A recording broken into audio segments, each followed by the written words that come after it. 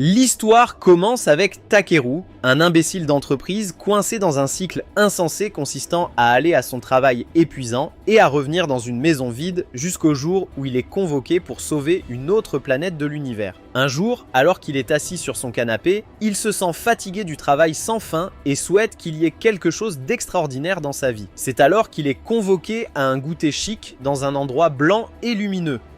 Il prend place et demande à l'homme gracieux assis en face de la table qui il est. L'homme explique qu'il est une sorte de seigneur de l'univers qui supervise le système solaire, un peu comme le directeur d'une société spatiale. Après avoir mis Takeru au courant, le surveillant explique qu'il a du mal à gérer la planète nommée Manius, il a donc décidé de s'impliquer.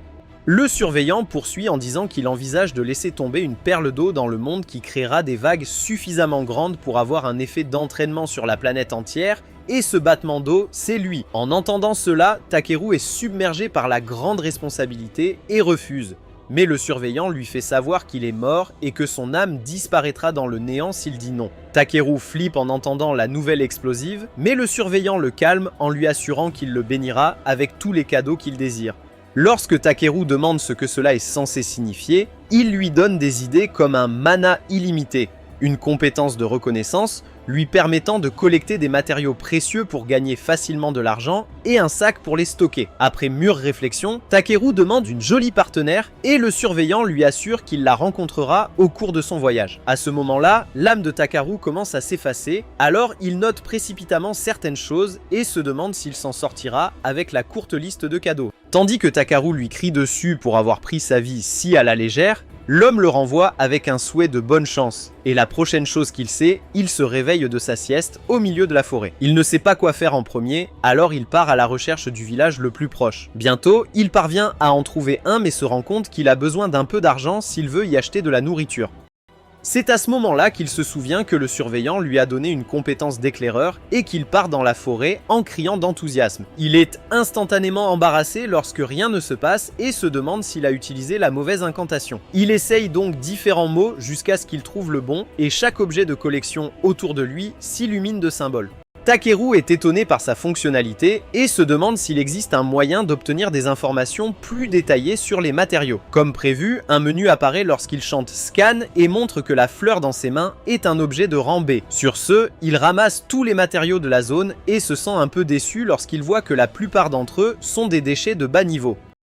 Soudain, il remarque une pierre brillante dans le mélange et la trouve très belle en la frottant comme une lampe de génie. Mais il découvre Il découvre bientôt qu'il s'agit d'un objet de rang C appelé caca brillant de fourmilier marteau. Il est assez déçu que le meilleur objet de sa récolte soit les excréments d'animaux, mais il décide qu'il en a rassemblé suffisamment et se dirige vers le village le plus proche avant la tombée de la nuit. À l'entrée, le garde est impressionné par sa grande taille et demande s'il est un guerrier aguerri, mais Takeru se présente comme un humble cueilleur. Le garde nommé Marlowe explique que le village ne dispose pas de magasin spécialisé où il pourrait vendre ses matériaux, mais il lui dit d'essayer le magasin général. À l'intérieur du village, Takeru reçoit de nombreux regards étranges à cause de sa taille. Bientôt, il trouve le magasin général où un commerçant suspect nommé Jérôme demande au grand type ce qu'il cherche. Immédiatement, Takeru demande à l'homme d'évaluer les magnifiques crottes qu'il a ramassées et le commerçant est tellement émerveillé par sa qualité qu'il se demande comment Takeru les a trouvées. L'homme lui offre immédiatement 5 pièces d'argent, mais Takeru demande timidement si 5 pièces d'argent suffisent et se demande combien coûte un chevalier que l'auberge. Le commerçant explique qu'un chevalier coûte 5000 $ et qu'un argent en vaut 1000, ce qui le choque car cela signifie que la crotte vaut 50 000 $. Avec cela, il conclut l'affaire et le commerçant est tellement ravi qu'il se frotte même le visage contre le trésor. Après cela, Takeru montre ses autres matériaux et l'homme se demande pourquoi il vendrait des objets d'une telle valeur dans un endroit éloigné. Lorsque Takeru explique qu'il n'est qu'un voyageur qui collectionne des objets, le commerçant lui propose un travail risqué mais bien rémunéré pour collecter du minerai de Misril dans les montagnes. Au début, Takeru hésite, mais il accepte d'essayer s'il peut obtenir une carte. Le commerçant laisse tomber un sac contenant 3,5 millions de dollars et lui souhaite bonne chance dans son voyage, l'avertissant avec désinvolture qu'il pourrait y avoir des monstres qui l'attendent à l'auberge. Plus tard dans la nuit, à l'auberge, Takeru s'allonge sur le lit en souhaitant pouvoir prendre un bain chaud. À ce moment-là, une jolie servante frappe à sa porte et lui apporte un bol d'eau tiède presque aussi petit qu'elle. Lorsqu'il lui demande comment il est censé prendre une douche avec ça, elle explique que le mieux qu'il puisse faire est de s'essuyer puisque seuls les nobles peuvent se permettre un vrai bain. La déception de Takeru est incommensurable lorsqu'il apprend qu'il n'y a pas de bain. Alors la servante lui dit qu'elle a entendu dire que les mages peuvent nettoyer les gens avec la magie, mais qu'il n'y a pas de mages dans le village. Cependant, cela lui donne de l'espoir et il la remercie rapidement avec un généreux pourboire.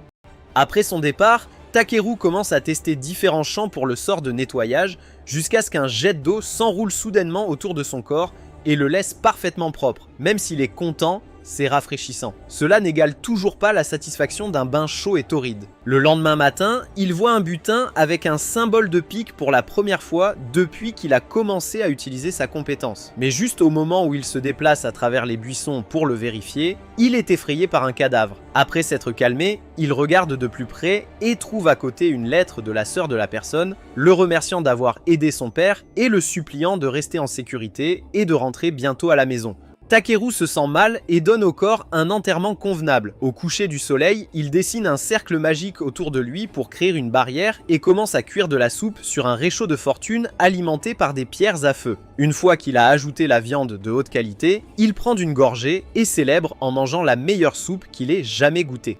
Pendant la nuit, il se promène dans la forêt de l'ancien dragon en utilisant un sort de lumière pour l'aider à rassembler des matériaux en cours de route. Takeru remarque à quel point il est étrange qu'il n'y ait aucun monstre, ni même aucun signe de vie. Mais il décide de prendre le vent et de courir rapidement vers la lumière qu'il pense être la sortie de la forêt. Cependant, il court tout droit et plonge dans un immense ravin où il découvre rapidement le mot magique pour voler et se sauve de justesse d'un atterrissage douloureux. En bas, il est stupéfait de voir un nombre impressionnant de signaux de minerais dispersés partout, alors il sort sa pioche et commence à extraire. Après avoir extrait tout l'argent de la zone, il se lance à la recherche de Mithril, ou quand soudain le sol tremble violemment. Réalisant qu'il devrait probablement partir avant que tout l'endroit ne s'effondre, il décide d'accélérer son exploitation minière en lançant un sort d'explosion au prochain endroit où il le repère. Pour son plus grand plaisir, il s'avère qu'il s'agit d'une miss réelle, mais il est déçu lorsqu'il constate que le montant est pitoyablement petit. Il prend donc la décision audacieuse et stupidement courageuse d'aller encore plus loin malgré les tremblements de terre. Alors qu'il s'aventure, Takeru aperçoit un tunnel étroit qui s'ouvre sur une vaste grotte brillante d'une lumière bleue.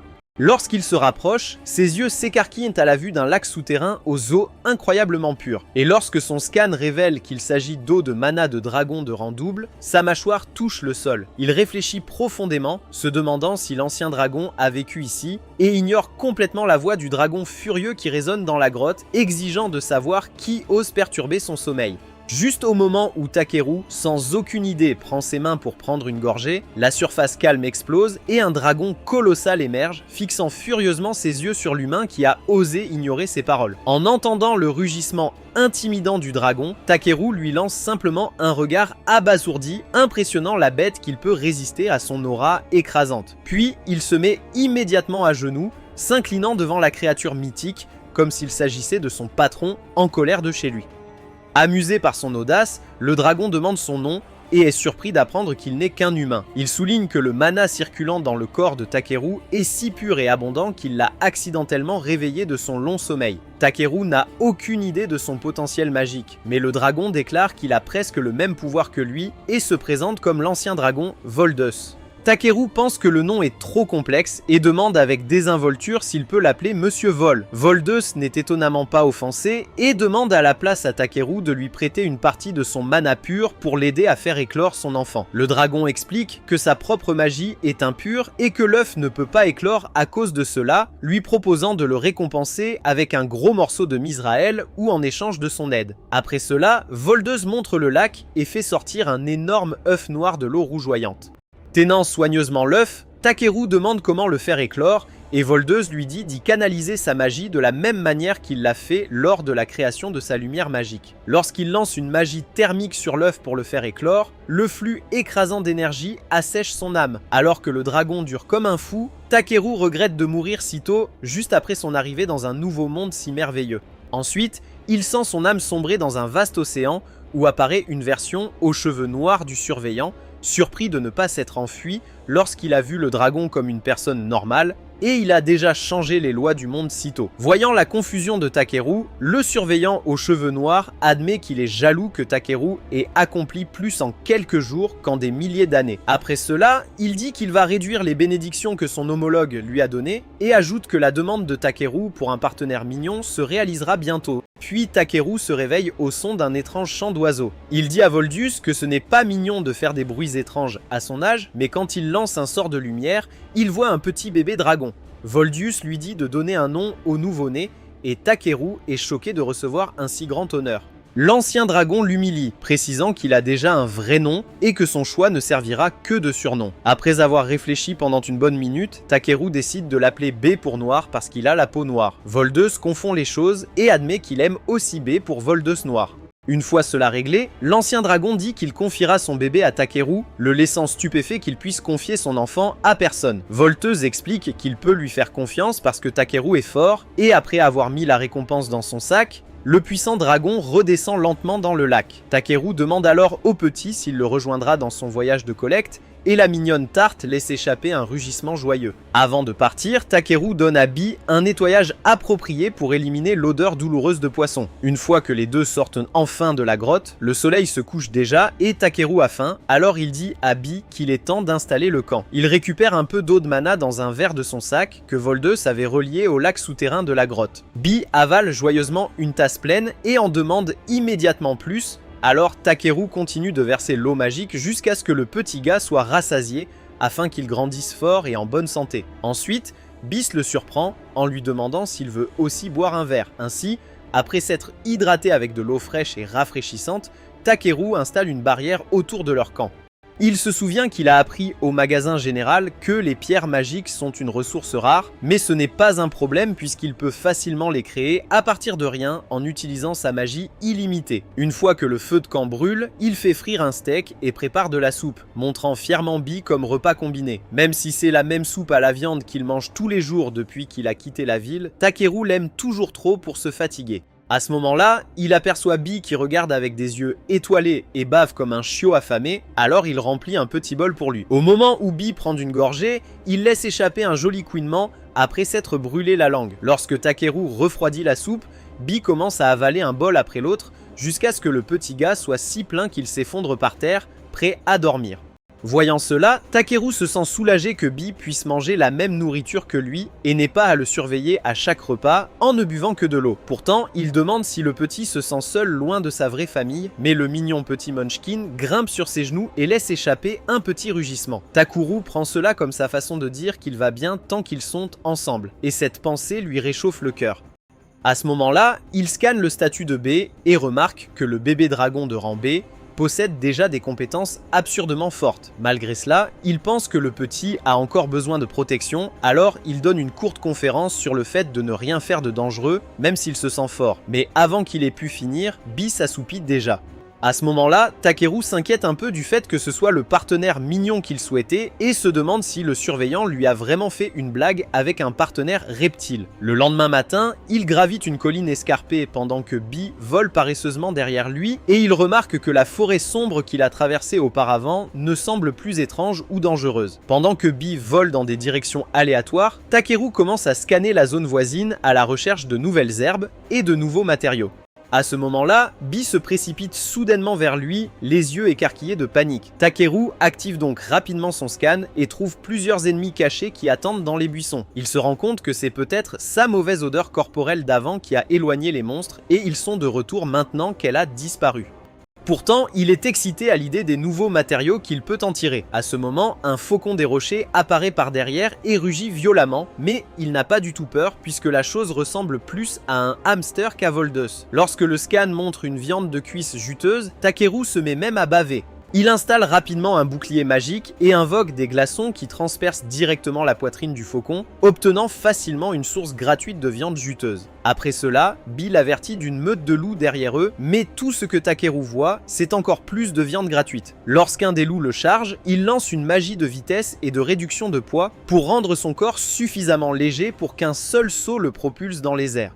Ensuite, il utilise le durcissement pour augmenter sa force et assomme le loup d'un solide coup de pied à la tête. Ensuite, il évite facilement leur queue en forme de serpent et en frappe un autre en plein nez. Bee est étonné de le voir montrer l'étendue de ses longues jambes, et bientôt, il termine le reste de la meute. Après cela, Takeru récupère joyeusement la viande gratuite et se prépare à avancer jusqu'à ce qu'il détecte plus de 100 monstres qui l'attendent dans la forêt. Bee remarque qu'il ne sait pas quoi faire, alors le petit dragon fait de son mieux pour le soulever dans les airs. Takeru aide en se jetant sur une réduction de poids, mais cela ne fait que les envoyer si vite qu'il crie comme un maniaque, attirant l'attention d'une fille blonde à proximité.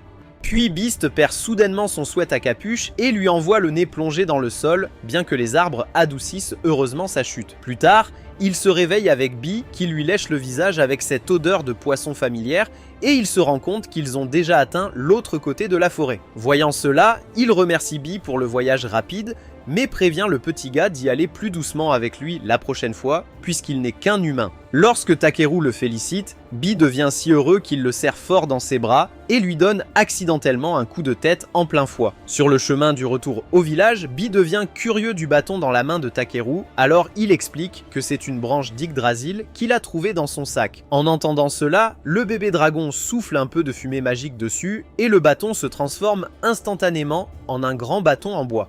Takeru est surpris de voir le bâton devenir si gros à partir d'une simple bouffée de souffle magique et espère que cela ne fera pas en sorte que les gens le prennent pour un grand magicien. À ce moment-là, un rugissement monstrueux résonne dans la forêt et il dit à Bee de rester prudent. Alors que le bruit devient de plus en plus fort, Bee s'impatiente et vole droit vers lui, forçant Takeru à le suivre. Lorsqu'il le rattrape, il trouve le bébé dragon tournant autour d'un arbre et découvre un elfe blessé qui se cache derrière lui. Voyant son état, il lui demande si un monstre l'a attaqué, mais il s'avère que le rugissement monstrueux venait de son ventre vide depuis 3 jours. Takeru lui donne rapidement de l'eau, qu'elle boit jusqu'à la dernière goutte, mais cela ne calme pas sa faim, alors il lui tend également le déjeuner qu'il a acheté au village. Dès qu'elle voit de la nourriture, elle la lui arrache des mains et dévore le taco froid, ses papilles gustatives ayant l'impression d'être au paradis après avoir été affamée si longtemps. Après cela, il demande pourquoi elle n'a pas de nourriture alors qu'elle est proche du village et l'elfe répond qu'elle était trop pressée. Takeru se moque d'elle pour une telle erreur de débutant, ce qui la rend suffisamment furieuse pour lui faire face. Cependant, sa terrible odeur le prend au dépourvu, et il laisse échapper qu'il pensait que les elfes étaient censés sentir les fleurs fraîches au lieu de l'engrais. En entendant cela, l'elfe devient rouge d'indignation, le remercie à contre-cœur pour son aide, et s'enfuit prendre un bain en criant que lui dire qu'elle sent la crotte était complètement déplacée. Après cette étrange rencontre, Takara rassemble quelques matériaux supplémentaires et sort de la forêt, où Bee montre une voiture au loin. Lorsqu'il aperçoit la licorne qui l'attire, il a l'air étonné. Et l'homme qui conduit la calèche lui demande s'il a besoin d'un ascenseur. Alors que Takeru mentionne qu'il se dirige vers le village de Tarmi, l'homme remarque son bâton et se demande s'il est un mage. Même si Takeru insiste sur le fait qu'il n'est qu'un cueilleur, l'homme semble impressionné et lui propose de l'emmener puisque sa famille est également à destination du village. Au début, Takeru hésite à dire qu'il est peut-être trop grand pour tenir dans la voiture, mais les enfants de l'homme rient car ils pensent que c'est une blague. Alors il rit et saute à bord. La fille de l'homme invite Takeru à s'asseoir avec elle et il finit par s'entendre étonnamment bien avec les enfants, ce qui joue en sa faveur puisque cela baisse la garde de leurs parents. Pendant le trajet, l'homme commente que la calèche fonctionne bien, même avec un grand type comme lui à bord. Et sa femme dit fièrement que la devise du village de Tormi est d'aider toute personne dans le besoin. Takeru est impressionné par l'audace des petits-enfants qui voyagent à un si jeune âge. Et quand ils deviennent trop amicaux avec lui, il demande en plaisantant ce qu'il ferait s'il s'avérait être un dangereux criminel. Le fils rit de sa question idiote en disant que la cloche magique aurait déjà sonné et leur mère montre l'objet pratique qui sonne à chaque fois qu'une personne dangereuse s'approche. En voyant la pierre magique à l'intérieur, Takeru se rend compte qu'il pourrait probablement en fabriquer une lui-même et donne son nom lorsqu'il se souvient qu'il ne s'est pas encore présenté. La mère se présente ainsi que les enfants et l'homme dit qu'il est du porno. À ce moment-là, la voix de Bee s'échappe de la cape de Takeru et les enfants demandent curieusement ce qu'il cache. Takeru essaie de le présenter comme un simple monstre rare qu'il garde avec lui, mais Elisa lui assure qu'il n'est pas nécessaire d'être secret puisque de nombreux aventuriers ont des monstres comme compagnons. En entendant cela, Takeru dit à Bee de sortir et de promettre de ne mordre personne et dès que les enfants voient le petit bonhomme, ils deviennent instantanément des fans, tandis que les parents le reconnaissent comme un type de dragon. Porn demande si cela signifie que Takeru est un chevalier dragon, alors il explique qu'il a simplement trouvé un œuf par pure chance et l'a fait éclore. Mais cela ne fait que les étonner davantage. Elisa lui dit que les chevaliers dragons sont rares et que peu de gens ont déjà vu un vrai dragon. Takara pense que la classe est sortie tout droit d'un jeu et il a hâte de rencontrer un vrai chevalier dragon un jour. Plus tard dans la nuit, il surprend la famille avec sa magie lumineuse et installe une barrière comme d'habitude. Et quand il demande si cela suffit à éloigner les monstres, il leur assure que Bee les gardera toujours si quelque chose arrive. En entendant cela, toute la famille se sent instantanément à l'aise et Takeru réalise à quel point les gens font confiance aux dragons dans ce monde. Ensuite, Elisa dit qu'il est temps de préparer le dîner, mais Takeru propose de s'en occuper à la place en guise de remerciement. Il sort 3 pots géants et une douzaine d'ingrédients de son sac, choquant les enfants en leur faisant croire qu'il est un mage incroyable. Il rit et admet qu'il n'en est même pas proche, affirmant que tout cela est dû à sa boîte à objets. Après cela, il prépare un repas enflammé comme toujours, impressionnant toute la famille de Porn, et dès que les enfants le goûtent, leurs visages fondent de joie. Elisa complimente les compétences culinaires de haut niveau de Takeru, tandis que Porn baisse soudainement la tête, tremblant, alors que les larmes commencent à couler. Lorsque sa femme demande ce qui ne va pas, l'homme fond en larmes de bonheur, disant qu'il a envie de vraie nourriture après avoir mangé uniquement de la viande séchée et que voir ses enfants si heureux rend les choses encore meilleures. L'effondrement émotionnel de l'homme adulte fait éclater de rire Takeru et ils en plaisantent et en rient tous. Après cela, Porn sort une guitare et commence à jouer, tandis qu'Elisa chante, laissant les enfants et B montrer leurs pas de danse groovy. Alors que les enfants l'entraînent à danser avec eux, Takeru se rend compte qu'il n'a jamais imaginé à quel point des nuits réconfortantes comme celle-ci pouvaient être comparées à un repas seul dans une pièce vide à la maison. Le lendemain matin, B et les enfants dorment profondément tandis que Takeru est déjà debout, polissant soigneusement ses ciseaux. Elisa apprécie ses efforts et dit que les gens qui prennent soin de leurs outils font bien leur travail. Takeru pense que rassembler pourrait bien être son type de travail préféré, et quand le pauvre reine lui dit qu'ils partiront après le petit déjeuner, une idée amusante lui vient à l'esprit. Il s'avère qu'il voulait conduire la calèche. Voyant la licorne accélérer dès qu'il le lui ordonne, Puren est impressionné par la rapidité avec laquelle les deux sont devenus amis. Bientôt, le village apparaît et la famille de Puren le dépose à la porte, le remerciant de les avoir aidés. Le gardien dit que ce doit être de nouveau le printemps si Porine revient car il vient toujours à cette époque pour vendre des vêtements. Et il est difficile pour le pauvre homme de nourrir sa famille car il n'est pas doué pour la chasse. Takeru se rend compte que c'est sans doute pour cela que Porin a fondu en larmes quand il a vu de la viande après si longtemps et il pense que ses talents de cueilleur sont une grande bénédiction pour des gens comme ça. Après cela, pendant que Bee joue avec les enfants dehors, il étale tous ses matériaux dans la boutique de Jérôme, mais mélange secrètement du minerai magique de Misraël. Le commerçant ramasse immédiatement les roches brillantes pour les évaluer dans les moindres détails. Et après avoir fait des bruits de vieil homme pendant quelques minutes, Jérôme murmure doucement qu'il s'agit d'un minerai magique de Misraël incroyablement rare.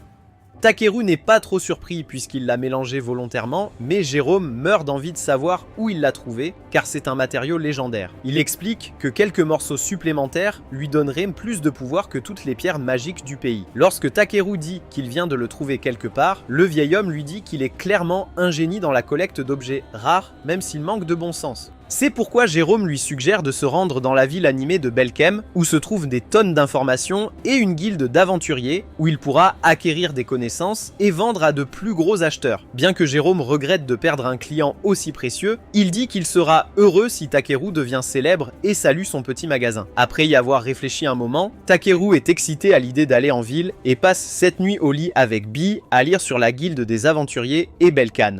Allongé dans son lit, il décide de profiter au maximum de sa vie dans un monde fantastique en devenant un aventurier et en gagnant suffisamment d'argent pour voyager et visiter tous les endroits possibles. Puis, il se redresse tout d'un coup et manque de faire tomber Bee du lit, déclarant haut et fort que sa prochaine mission est de rejoindre la guilde de Belkem et de s'inscrire. Mais après cet élan d'énergie, il caresse doucement son adorable partenaire et lui dit qu'il devrait d'abord se détendre car il a encore quelque chose à faire dans le village. Ce soir-là, il se rend au festival où il déguste des plats de première qualité tout en courant et en jouant avec les enfants. Les enfants l'entraînent également pour participer à leur jeu comme d'habitude et il apporte même un morceau de poulet au gardien parce que cet homme est aussi un pote. Il passe les jours suivants à rassembler plus de matériaux et lors de son dernier jour, il récupère ses articles transformés auprès d'une dame du coin qui devient triste et dit qu'il lui manquera vraiment une fois qu'il partira. Elle lui dit que tout le monde dans le village souhaite qu'il puisse rester plus longtemps et Takeru admet qu'il veut rester aussi, mais il veut aussi voir plus de monde qu'autre chose. En entendant cela, la dame respecte son rêve et lui offre une boîte à lunch pour la route puisque le voyage jusqu'à Belcan dure un mois complet. Après lui avoir fait promettre qu'il reviendrait un jour, elle continue d'empiler de nouvelles boîtes à lunch par pure gentillesse et il se sent chanceux de disposer d'un espace de stockage infini. De retour dans sa chambre, il se demande ce qu'il pourrait fabriquer avec les restes de magie, ou puisque Jérôme ne l'a pas acheté, Ebi essaie de réfléchir sérieusement jusqu'à ce que le petit cerveau du petit bonhomme s'arrête. Lorsque Takara jette un coup d'œil à la lampe à l'ancienne posée sur sa table, il décide d'utiliser ses connaissances pour créer quelque chose d'utile pour le village avant de partir. Se rappelant que le garde travaille toujours sans relâche, il a soudain l'idée folle de fusionner la lampe avec une pierre magique. Il se concentre beaucoup sur la visualisation de ce à quoi devrait ressembler l'objet, et cela s'avère être un grand succès. Le lendemain matin, alors que tout le village se rassemble pour lui faire un joyeux adieu, il dit au garde qu'il a fabriqué un objet magique qui peut créer une large barrière autour du village, empêchant toute personne mal intentionnée d'entrer. Le garde ne peut pas croire qu'il donne quelque chose d'aussi précieux, mais Takeru dit que c'est sa façon de rendre toute la gentillesse et les faveurs que tout le monde lui a témoigné. Cela dit, il promet qu'il reviendra un jour car le village de Tormi est sa véritable maison et ils partagent un moment d'adieu saint. Cependant, le vieil homme Jérôme attrape soudainement l'objet magique des mains du garde, espérant que Takeru n'a pas réellement utilisé la pierre magique légendaire pour le fabriquer. Mais avant de pouvoir confirmer quoi que ce soit, Takeru quitte le village à toute vitesse, ravi de voir quel genre d'endroit sera la ville de l'aventurier. Sur la route de Belkem, il profite d'une promenade paisible en écoutant les adorables bruits de bébés dragons des abeilles. À ce moment-là, il aperçoit un énorme monstre crabe bloquant le chemin. Il scrute la mystérieuse créature avec prudence, mais son froncement de sourcils se transforme rapidement en sourire lorsqu'il remarque que sa description mentionne de la viande juteuse. Il dit avec enthousiasme au bébé dragon que la chair de crabe est absolument délicieuse et il se prépare à la traquer. Cependant, avant qu'il ne fasse un seul mouvement, l'abeille arrive à toute vitesse et déclenche un rugissement supersonique qui fait instantanément tomber le crabe et faire mousser sa bouche. Takeru est complètement surpris que son adorable partenaire puisse réussir quelque chose comme ça, mais il se retrouve ensuite pris en embuscade par deux autres monstres crabes formant une attaque en tenaille des deux côtés. Debout dos à dos avec Bee, il dit que cela ne devrait pas poser de problème même s'ils sont encerclés puisque les crabes ne peuvent se déplacer que latéralement. Mais il panique terriblement au moment où il voit les énormes crustacés sprinter soudainement droit vers lui. Juste avant que les deux crabes n'entrent en collision avec eux, Bee le soulève dans les airs et les monstres crabes s'écrasent au visage.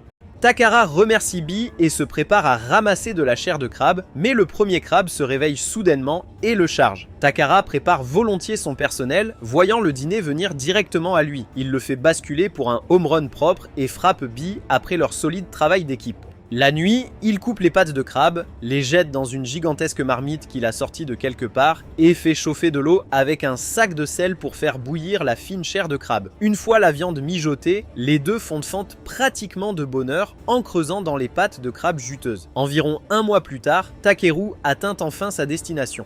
Il est stupéfait par l'échelle massive et l'architecture majestueuse de la ville de commerce connue pour abriter la guilde la plus puissante de tout le continent. Voyant que les gardes inspectent tout le monde, il rejoint la file dans l'espoir de pouvoir déguiser sa boîte d'objets en un simple sac magique normal. Quand c'est enfin son tour, la dame à la porte l'invite à entrer, alors il cache Bee et intervient pour répondre à quelques questions pendant qu'elle vérifie les objets qu'il transporte.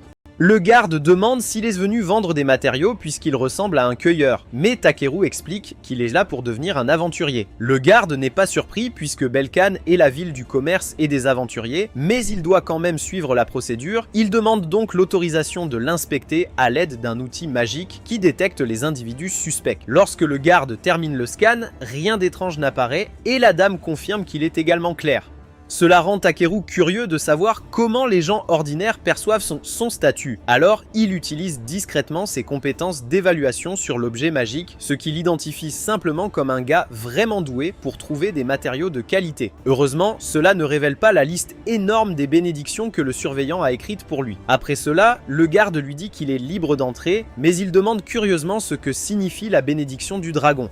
Takeru décide d'être honnête et dit à Bee de sortir. Les deux gardes s'illuminent instantanément lorsqu'ils voient son adorable petit partenaire, mais le garde suggère qu'il devrait mettre une sorte de marque ou d'étiquette. Tout le monde sait que le dragon lui appartient. En entendant cela, Takeru se souvient soudain du collier qu'il a reçu des enfants du village et le met soigneusement sur la queue du bébé dragon que le petit gars semble beaucoup aimer. Ensuite, ils lui disent qu'ils rapporteront au maire qu'un dragon est en ville, mais cela ne devrait pas être un problème tant que Bee se comporte bien. La dame donne à Takeru les directions vers la guilde des aventuriers, tandis que le garde ouvre la porte et l'accueille chaleureusement à Belkem. Lorsqu'il sort du tunnel sombre et pénètre dans la ville ouverte, il est complètement époustouflé par le paysage fantastique et vibrant qui s'offre à lui.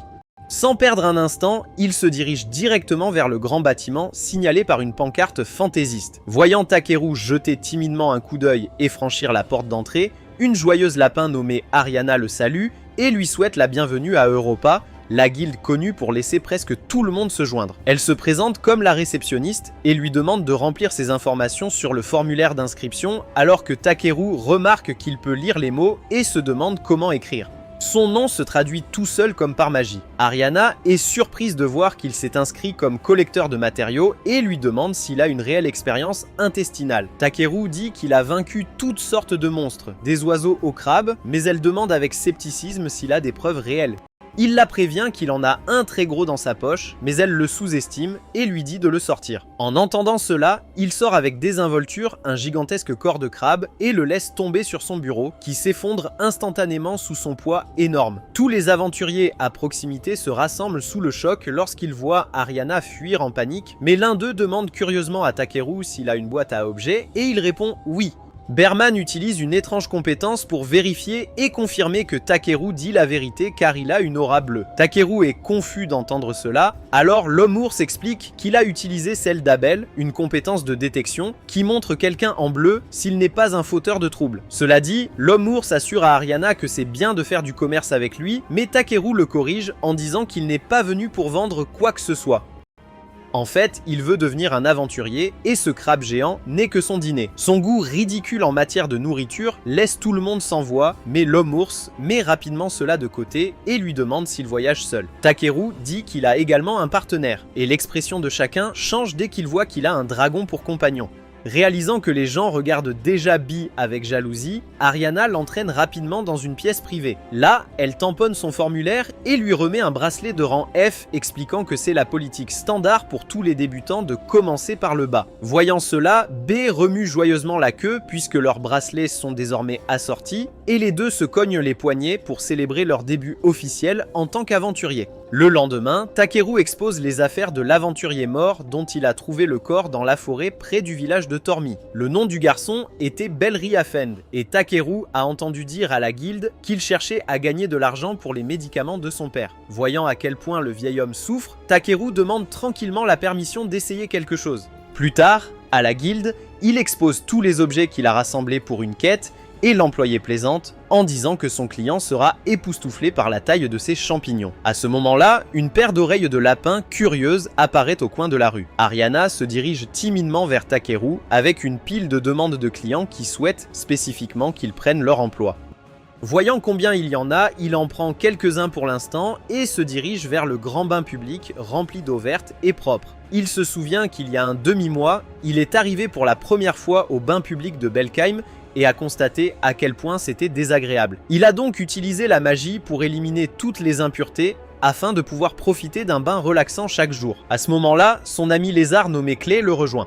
Takeru est surpris que Clay soit arrivé si tard dans la nuit et l'homme lézard explique que son ancienne blessure réapparaît. Cela rappelle à Clay avoir entendu dire que Takeru guérissait les malades dans les bidonvilles et il est surpris d'apprendre que Takeru peut également utiliser la magie de guérison. Takeru dit humblement qu'il copiait simplement quelque chose qu'il a vu, mais Clay est impressionné quand Takeru admet qu'il ne l'a pas fait pour de l'argent, affirmant qu'il aurait fait fortune s'il l'avait fait. En entendant cela, Takeru plaisante en espérant qu'il ne sera pas attaqué par des médecins en colère pour avoir ruiné leurs moyens de subsistance. Clay rit de son calme et pose ensuite des questions sur son classement. Lorsque Takeru dit humblement qu'il ne veut pas de mise à niveau et préfère rester discret, Clay lui dit d'être plus égoïste dans la vie et d'apprendre un peu de bon sens sur la façon dont le monde fonctionne. Le lendemain, il se rend à la guilde pour recevoir son paiement et le commis tente poliment de le convaincre à nouveau d'améliorer son rang. Il explique qu'il y a de nombreux avantages, mais Takeru lui assure qu'il n'a pas l'intention de gravir les échelons car cela ne ferait que créer des problèmes dans sa vie paisible, même si la guilde y gagnerait. Alors qu'il souhaite silencieusement que ses journées lentes et calmes restent ainsi, un homme fait irruption dans la porte d'entrée et crie qu'il y a une attaque de gobelins. La guilde passe instantanément à l'action en recrutant tous les aventuriers de rang D et supérieur pour se défendre, mais Takeru se retire avec désinvolture parce qu'il n'est qu'un innocent de rang F qui n'a rien à faire sur le champ de bataille. Cependant, lorsque le maître de guilde le voit se faufiler, il dit immédiatement à Takeru qu'il doit également le rejoindre. Lors de la réunion stratégique, le maître de guilde explique que les gobelins avanceront vers Belkane depuis le sud, c'est donc leur travail de s'assurer qu'aucun d'entre eux ne traverse le pont sur la rivière. Au milieu d'une foule d'hommes passionnés, Takeru se sent comme un étudiant en art coincé au milieu d'une équipe de football de lycée. Sorti de nulle part, les hommes bêtes qui se tiennent à côté de lui commencent à se moquer de lui en le qualifiant d'inutile et lui disent de rester en dehors de leur chemin. Juste après cela, le maître de guilde demande à Takeru s'il est l'étoile montante mentionnée par l'évaluateur et le félicite d'avoir reçu les éloges de quelqu'un qui n'est presque jamais impressionné par personne. Après cela, la réaction froide de Takeru face à la compétence d'intimidation du maître de guilde ne fait que faire gagner plus de respect à l'homme. Et à la grande surprise de l'homme bête, le maître de guilde Rotors dit que Takeru a effectivement un fort potentiel. En sortant, le maître de guilde lui dit qu'il est sûr que Takeru peut se protéger sur le champ de bataille et lui ordonne de prendre soin de ceux qui ont besoin de protection.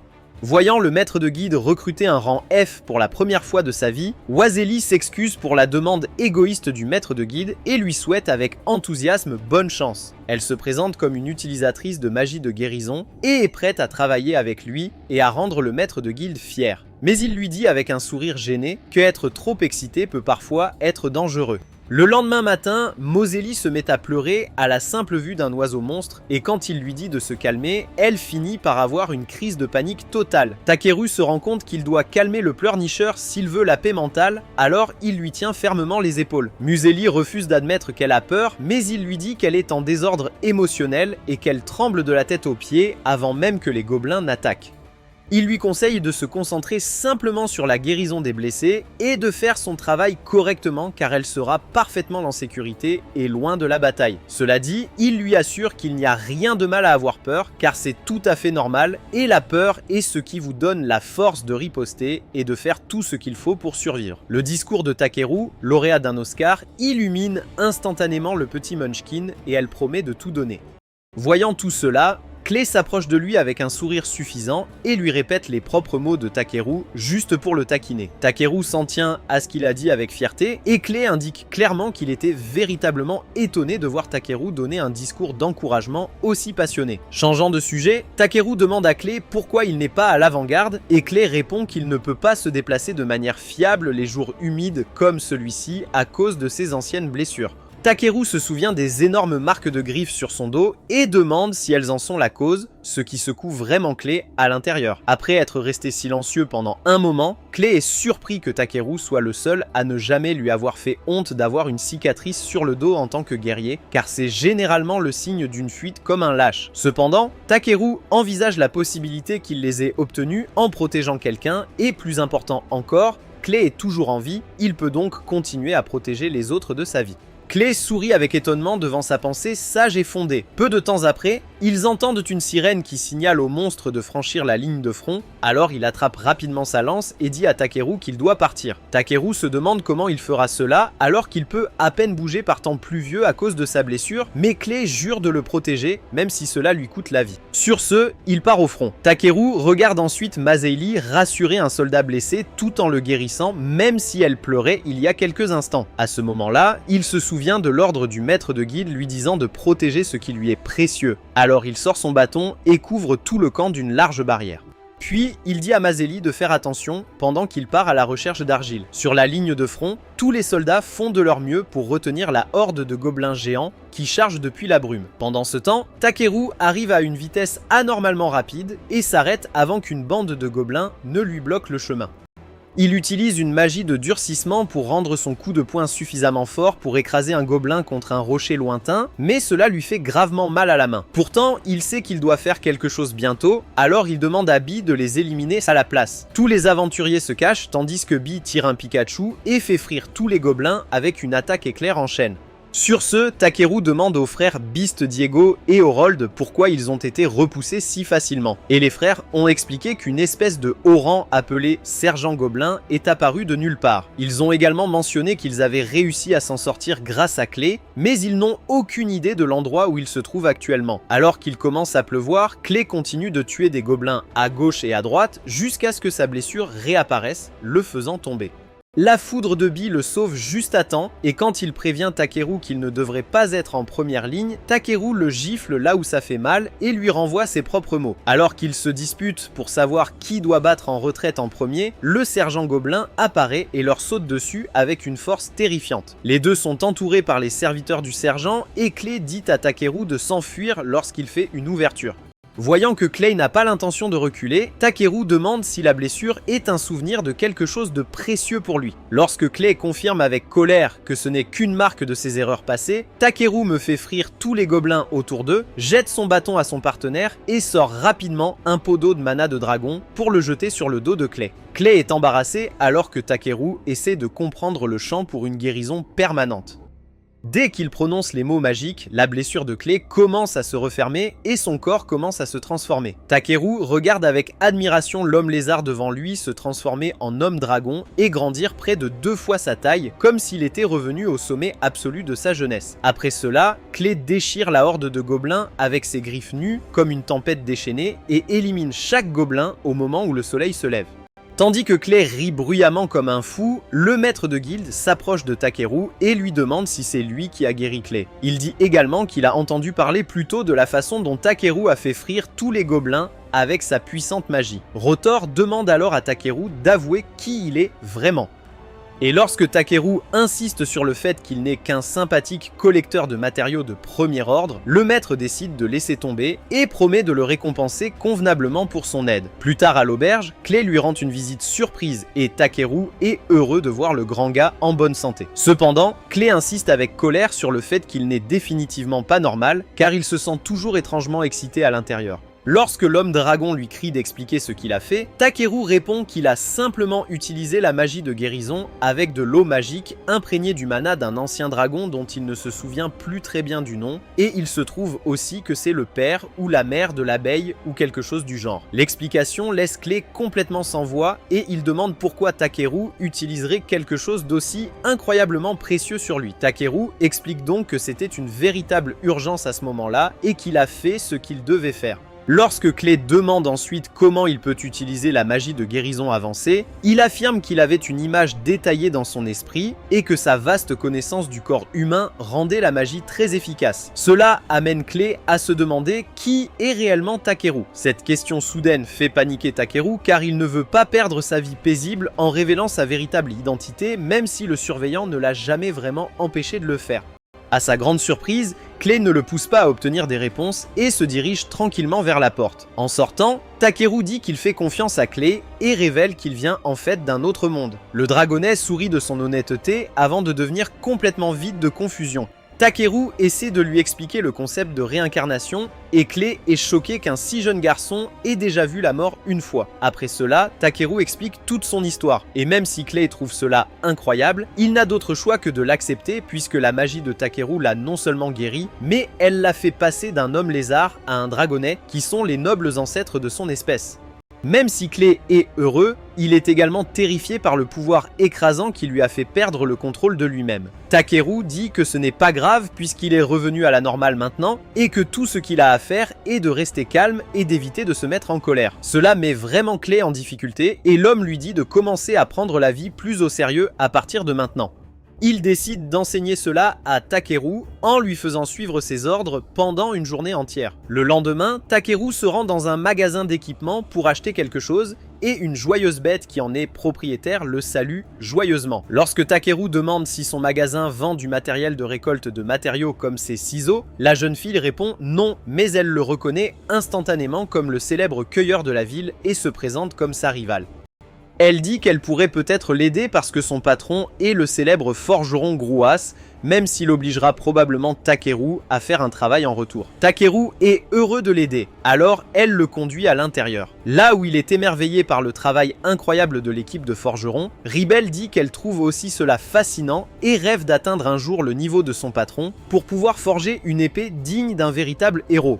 Après cela, ils entrent dans le bureau du patron et le vieil homme demande immédiatement qui elle a amené avec elle. Elle dit fièrement qu'il est le célèbre cueilleur, mais le vieil homme ne semble pas du tout impressionné par sa réputation. Ribelle suggère avec enthousiasme de l'envoyer dans la mine Eldra afin qu'il puisse forger une épée puissante pour la compétition. Gros répond avec colère qu'aucun cueilleur n'oserait se rendre dans un endroit aussi dangereux, mais Ribelle soutient qu'il ne peut pas le savoir à moins de demander d'abord à Takeru. Takeru regarde tranquillement les deux se disputer sur la date limite jusqu'à ce que Ribelle attrape la barbe du pauvre vieil homme. Exigeant à Danel s'il peut fabriquer une meilleure épée avec des matériaux de qualité poubelle, Grood lui répond que la mine Hildra de Ryuta n'est pas seulement pleine de monstres, mais qu'il y a même des rumeurs de démons qui s'y cachent. Ribelle se souvient soudain que c'est la raison pour laquelle l'exploitation du minerai d'Hildra s'est arrêtée et elle se rend compte qu'elle a oublié d'en parler à Takeru. Gros l'a réprimandée, disant qu'elle ne peut pas être forgeron si elle ne valorise pas la vie des autres, et il refuse d'envoyer un jeune homme dans une mission aussi dangereuse. En entendant cela, Takeru demande calmement si le patron serait prêt à lui fabriquer une paire de ciseaux spéciaux s'il ramène Hildra ou des mines. Grodd se demande s'il est sur le mur, mais Takeru sort avec confiance la griffe d'un monstre que même les aventuriers de rang B ne pourraient pas tuer. Sur ce, il part pour les mines de Ryuhai en calèche. En chemin, il entend une jeune fille raconter que des plantes vénéneuses sont apparues dans un village voisin, et un homme lui dit qu'il y a aussi d'étranges rumeurs à propos de la forêt.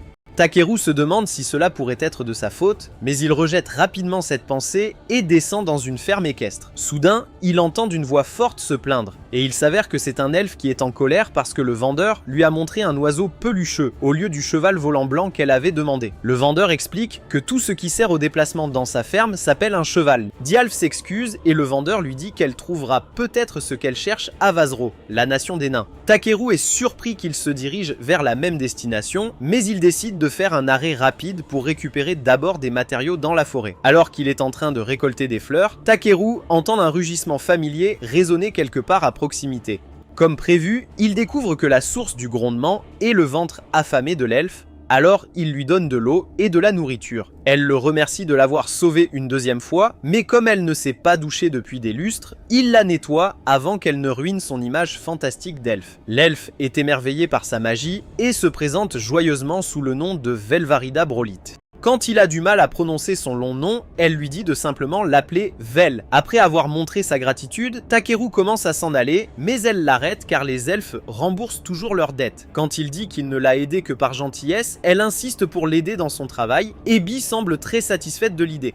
Plus tard, elle lui montre fièrement un caca de fourmilier rare qu'elle a trouvé traîner, mais il lui dit que ce n'est qu'un rocher. Elle revient une deuxième fois, mais cette fois, elle vient de trouver de vrais caca. Alors qu'il la regarde gaffer avec B lorsqu'elle trouve un champignon venimeux, il se rend compte que les deux mannequins sont au même niveau mental. Mais quand vient le temps d'installer le camp, elle surprend Takeru en disant qu'il devrait utiliser du bois de chauffage au lieu de pierres magiques pour que les autres aventuriers sachent que c'est un endroit sûr. Plus tard, elle revient avec une bûche entière à la place. Lorsque Takeru se plaint, elle lui dit de se détendre, puis jette la bûche en l'air, la coupe en 100 bâtons égaux avec ses poignards et les pose en une pile parfaitement empilée, prête à l'emploi. Alors que Takeru se demande si tous les elfes sont aussi sauvages, il évalue ses dagues et est impressionné car ce sont les premières armes de rang qu'il ait jamais vues. Plus tard au dîner, Vel et Bee fondent instantanément en goûtant son ragoût finement cuit. Après cela, elle demande s'il se dirige vers Vazro et Takeru confirme qu'il s'y rend pour exploiter Eldrahor. Lorsqu'il lui demande la raison de son voyage, elle répond qu'elle cherche un destrier divin blanc pour sa sœur. Vel se sent mal de continuer à l'aider alors qu'elle ne fait rien, alors Takeru propose de l'embaucher comme garde garde du corps. En entendant cela, elle est excitée à l'idée d'être l'épéiste qui protégera son maître, mais il ajoute qu'il veut aussi qu'elle lui enseigne le bon sens. Vel est choqué que c'est tout ce qu'il veut d'elle et pense que leur nouvelle rencontre était le destin. Takeru rougit quand elle sourit et accepte son offre de devenir son garde du corps, mais il est vraiment ennuyé plus tard dans la nuit lorsque ses ronflements sodieux et bruyants l'empêchent de dormir tout le temps. Le lendemain, les deux atteignent enfin le pont menant à une grande ville et le premier endroit qu'ils visitent est un restaurant où ils dégustent de la spécialité naine appelée rouleau de juk viande. Après la première bouchée, Vel dit que la nourriture est aussi délicieuse que son ami le lui a dit un jour. Lorsque Takeru demande si son ami est aussi un elfe, elle répond que son ami est en fait un homme lézard. Elle explique qu'il a été honoré du titre de roi dragon et pense que Takeru l'a peut-être vu depuis qu'il s'est rendu à Belkem la dernière fois qu'elle l'a vu. À ce moment-là, Clay intervient soudainement en disant qu'il a fait plus que simplement voir Takeru. Vel le salue avec désinvolture, mais Clay regarde Takeru et lui rappelle qu'il n'a jamais dit au revoir avant de partir. Takeru insiste sur le fait qu'il a laissé un rapport à la guilde, mais Clay est toujours ennuyé parce que son rapport était épouvantable.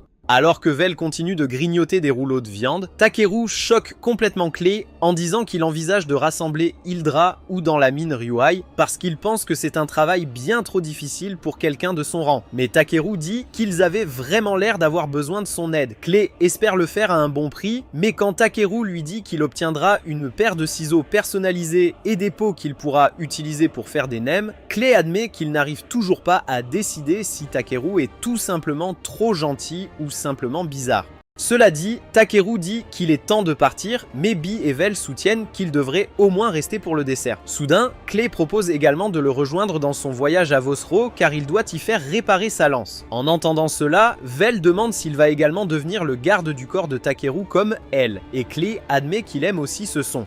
Avec cela, Takeru gagne un vieux samouraï trop sage et un elfe à la fois magnifique et maladroit dans son groupe, mais il a l'étrange sentiment que son voyage ne se déroulera pas sans heurts. À l'extérieur de Vosro, Takeru remarque qu'il y a une énorme file d'attente au point de contrôle, mais Clay parvient à leur obtenir une entrée spéciale, car il a dit au garde qu'il était venu rencontrer un vieil ami à lui. Le garde les conduit à l'intérieur tout en leur expliquant l'histoire de Vosro, qui a été construite à l'origine au sommet d'une mine de fer, mais qui est maintenant une ville souterraine magnifiquement construite.